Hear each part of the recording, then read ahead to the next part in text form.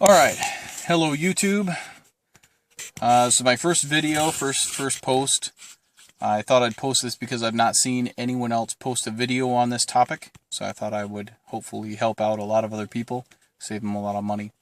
A few years ago we bought a 2010 Traverse brand new, and this is the first major issue we've had with it. This season we turned on the air conditioning for the passenger side of the vehicle, and it would not come on cold, only came on hot, only blew hot regardless of how you set it. So of course that's no way to go through the summertime, is to have the passenger side blow hot. So I started doing some internet homework and found a lot of articles regarding the air conditioning actuators inside these vehicles that tend to go bad. So I started trying to figure out which actuator could be going bad, and found that it could be potentially what's called the blend door actuator, which is part of that dual climate control that blends the hot or cold into the passenger side of the vehicle.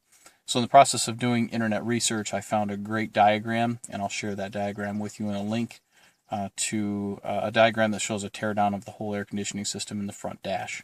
So let's go ahead and take a look at that diagram real quick, and let's see what that shows us.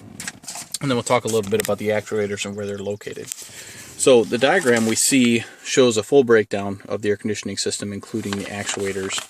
Now, when I read this diagram at first, I thought that it was from the driver and passenger side angle. So I went ahead and first disassembled the passenger side, only found one actuator, which I assumed was this actuator. Then went ahead and tore apart the driver side and found only one actuator, so I had to go back to the passenger and found the other one. So as far as orientation, this is from the engine compartment side.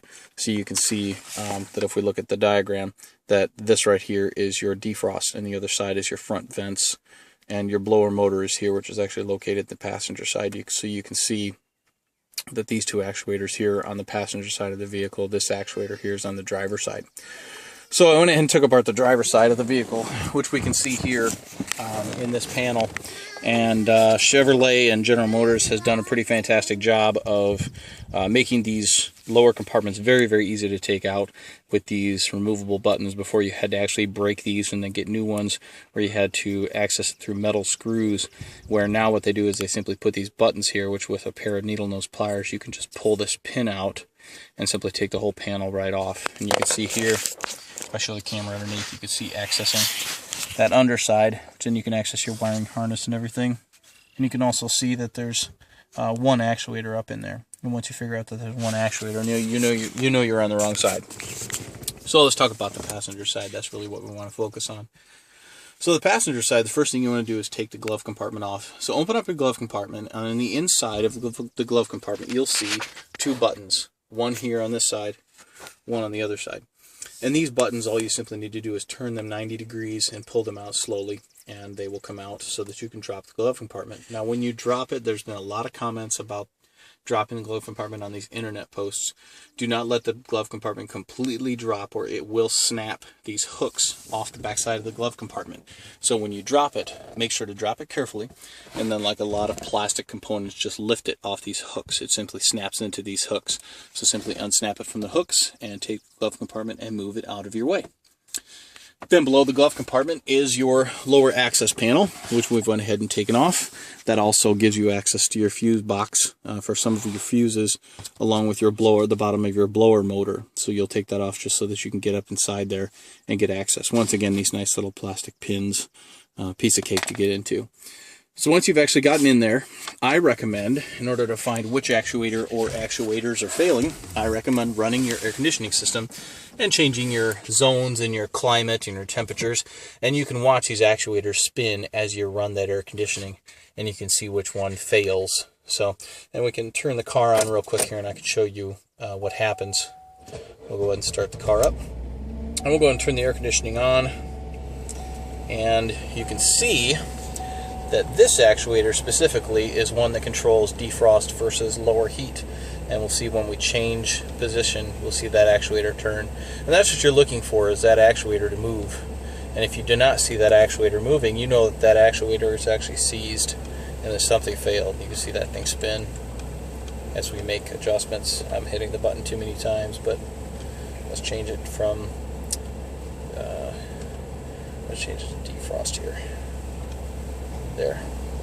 We see that actuator spin and then we'll change it back, and we'll see that actuator change. Okay, so that shows us that that actuator is functioning, and you'll want to check each one of those actuators, and you can always stick your finger in there to make sure the actuator moves. And once you find the actuator that's frozen, then you can take that out. So to remove the actuator, we need a T20 bit right here. See, T20. And to take these actuators out, they use 3 coarse thread T20 screws. Now be very, very careful when you take them out because they're in hard to reach places typically. I had to use my finger with the actual bit and a pair of needle and those pliers, and then eventually use a long handled screwdriver to be able to get access in there. Once you get that actuator out, you can take it apart if you want to. It's just held in by plastic clips to try to determine why it's frozen. A lot of them have broken teeth or they've bound up. This actuator specifically, if we look down there, we can see that blackened portion underneath that gear off that motor. That resistor actually failed. It burned up, and so the actuator froze. There was no way I could turn it. As you can see, I kind of chewed it up trying to see if at the very least I could turn it to get cold air. These do not turn. The minute that they lock up, they bind and they're done. So you can get the part number off the front of the actuator. Once you get your actuator out, you're ready to order your actuator. So I was able to find an actuator from rockauto.com for just over $30, and that beat the dealership price when I called the dealership at just over $80, plus all the labor it would take for them to probably replace it. So once we get that in, I will start the video again, and we'll talk a little bit about replacing that actuator and making sure that it works once you've gotten it replaced. Also a note, do not forget to unplug the control from the actuator. You can see the control spot here. Make sure to unplug that control cable or you'll end up ripping that control cable out of your wiring harness. So I will go ahead and order the new actuator from Rock Auto, and when I get that in, I will go ahead and post an updated video on replacing that actuator and putting everything back together. And hopefully we've saved about $300 or $400 from the dealership that typically charges about $100 an hour. So we'll get this replaced and we'll get our air conditioning working. Thanks.